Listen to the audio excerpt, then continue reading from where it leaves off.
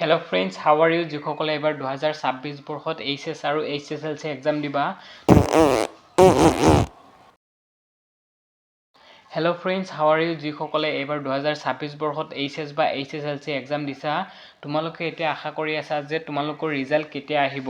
যিহেতু এতিয়া আৰু বেছি পলম নহয়, তোমালোকৰ অতি সোনকালে ৰিজাল্টবোৰ দিয়ে। গতিকে তোমালোকে যিসকলে এইবাৰ এইচএছ দিছা, তোমালোকে 80% পালে মামা স্কুটি লাভ কৰিব পাৰিবা, আৰু যিসকলে এইচএছএলচি দিছা তোমালোকে 75% পালে তোমাৰ আনন্দৰাম বৰুৱা এৱাৰ্ড যিটো হয়, তোমালোকে সেইটো এৱাৰ্ড পাবলৈ সক্ষম হ'বা। মই কৈ ল'ব বিচাৰিছোঁ 2024 বা 2022 বৰ্ষত আমাৰ এক্সাম দিয়াৰ পিছত ৰিজাল্ট দিওঁতে বহুত 3 মাহ প্ৰায় লাগি গৈছিল, কিন্তু এতিয়া আৰু সেই ইমানখিনি টাইম নালাগে। কাৰণ যিহেতু তোমালোকৰ প্ৰায়বোৰ ছাবজেক্টৰে MCQ হৈ গৈছে এইচএছএলচিৰ ক্ষেত্ৰত। এইচএছএলচিৰ ক্ষেত্ৰত তোমালোকে ৰিজাল্টটো অতি সোনকালে লাভ কৰিব পাৰিবা। তোমালোকে এপ্ৰিলৰ শেষত তোমালোকে ৰিজাল্টটো পোৱাৰ সম্ভাৱনা বহুত আছে। গতিকে ইলেকশ্যনৰ আগত নহ'ব পাৰে, ইলেকশ্যনৰ পিছত তোমালোকে নিশ্চয় ৰিজাল্টটো পাই যাবা, আৰু বিহুটো আৰামত খাই ল'ব পাৰিবা চাগে। তোমালোকে বিহুৰ পিছত ৰিজাল্টটো অহাৰ সম্ভাৱনা আছে এপ্ৰিলৰ। অ'কে, আৰু যিসকলে এইচএছ দিছা তোমালোকৰ ৰিজাল্টটো অলপ দেৰি হ'ব, কাৰণ তোমালোকৰ এক্সামটো অলপ দেৰিকৈ শেষ হৈছে।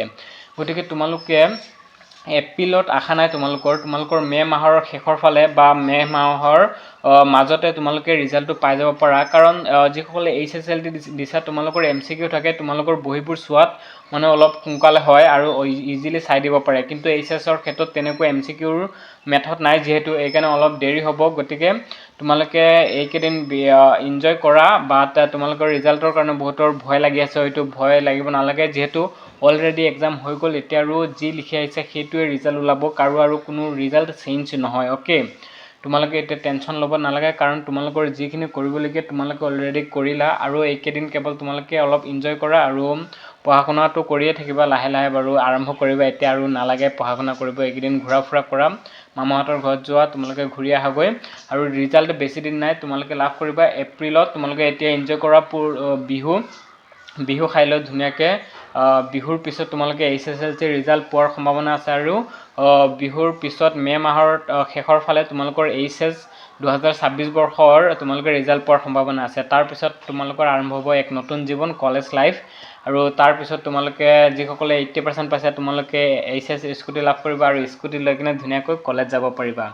গতিকে আজিৰ ভিডিঅ'টো বেছি নকওঁ, এইখিনি আছিলে। তোমালোকৰ এপ্ৰিল মে' মাহৰ ভিতৰত তোমালোকৰ ৰিজাল্ট দিয়াৰ সম্ভাৱনা আছে। গতিকে আজিৰ ভিডিঅ'টো ইমানেই। Thank U.